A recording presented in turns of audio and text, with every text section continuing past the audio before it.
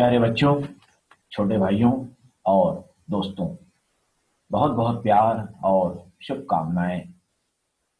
कहानी संकलन के अंतर्गत आज की इस कड़ी में मैं आपको पांचवी कहानी सुनाने वाला हूं और इस कहानी का नाम है ईश्वर चंद्र विद्यासागर। ईश्वर चंद्र विद्यासागर। वास्तव में यह एक घटना है जिसे कि कहानी का रूप दिया गया है। तो चलिए शुरू करते हैं। ईश्वर चंद्र विद्यासागर। बंगाल का एक छोटा सा रेलवे स्टेशन था। दोपहर का समय था। स्टेशन पर एक गाड़ी आकर रुकी। एक युवक उस गाड़ी से नीचे उतरा।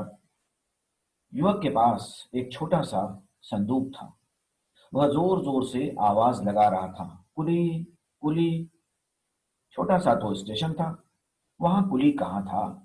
कुली तो बड़े बड़े स्टेशनों पर होते हैं। युवक का चेहरा मुरझा गया। करे तो क्या करे, करे तो क्या करे। वह युवक सोच में पड़ा हुआ था कि उसी समय एक अधेड़ अवस्था का मनुष्य उसके सामने आकर खड़ा हो गया। मनुष्य ने सादे कपड़े पहन रखे थे।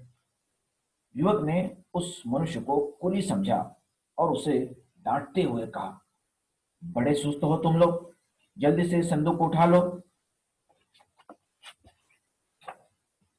मनुष्य ने संदूक उठाकर सिर पर रख लिया और युवक के पीछे पीछे चलने लगा।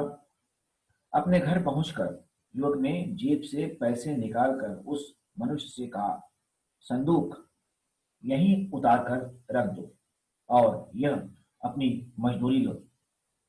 यह कहकर पैसे उसकी ओर बढ़ा दिए, परंतु उस मनुष्य ने पैसे लेना स्वीकार नहीं किया। उत्तर में कहा, धन्यवाद, मुझे पैसे की आवश्यकता नहीं है। युवक ने आश्चर्य के साथ कहा, क्या कह रहे हो तुम? यदि पैसों की आवश्यकता नहीं है तो कुलीगिरी क्यों करते हो? यदि पैसों की जरूरत नहीं है तो कुलीगिरी क्यों करते हो? मनुष्य कुछ कहे उससे पहले ही युवक का बड़ा भाई घर से निकला। उसने उस मनुष्य को देखकर श्रद्धा से चरण स्पर्श किए, उसके पैर छुए। अब तो युवक के आश्चर्य का ठिकाना नहीं रहा। उसके बड़े भाई ने उसे आश्चर्यचकित देखकर कहा, किस किस आश्चर्य में पड़ गए? किस आश्चर्य में पड़ गए? युवक बोला, आप एक साधारण व्यक्ति के पैर छू रहे हैं, इस पर आश्चर्य न करूं तो और क्या करूं? उसके भाई ने कहा, मूर्ख, जो व्यक्ति सिर पर तुम्हारा संदूक रख कर लाया है वे साधारण व्यक्ति नहीं, प्रसिद्ध विद्वान ईश्वर चंद्र विद्यासागर हैं। वे प्रसिद्ध विद्वान ईश्वर चंद्र विद्यासागर हैं। युवक हक्का बक्का रह गया। फिर विद्यासागर जी के पैरों पर गिरकर बोला, मुझसे बहुत बड़ी भूल हुई, मुझसे बहुत बड़ी गलती हो गई, मैं बहुत ही लज्जित हूँ, कृपया मुझे क्षमा कर दीजिए। विद्यासागर जी ने उसे क्षमा कर दिया और कहा, अब मैं अपनी मजदूरी मांगता हूँ। अब मैं अपनी मजदूरी मांगता हूँ। वह मजदूरी मुझे इस प्रतिज्ञा के रूप में दो कि भविष्य में अपने काम के लिए किसी का मुंह न ताक कर उसे अपने हाथों से करोगे। अपना काम स्वयं तुम खुद करोगे, अपने हाथों से करोगे। उन्होंने आगे कहा, मैं चाहता हूं कि देश के सभी लोग व्यर्थ के अहंकार को छोड़कर अपने हाथों अपना काम करें। युवक पानी पानी हो गया। एक छोटी सी कहानी यही मैंने समाप्त कर दी। अब हमको इससे क्या सीख मिलती है? हमको इससे यह सीख मिलती है कि हमको आत्मनिर्भर होना चाहिए। छोटे छोटे कामों के लिए किसी दूसरे का मुंह नहीं ताकना चाहिए, किसी दूसरे के भरोसे नहीं रहना चाहिए।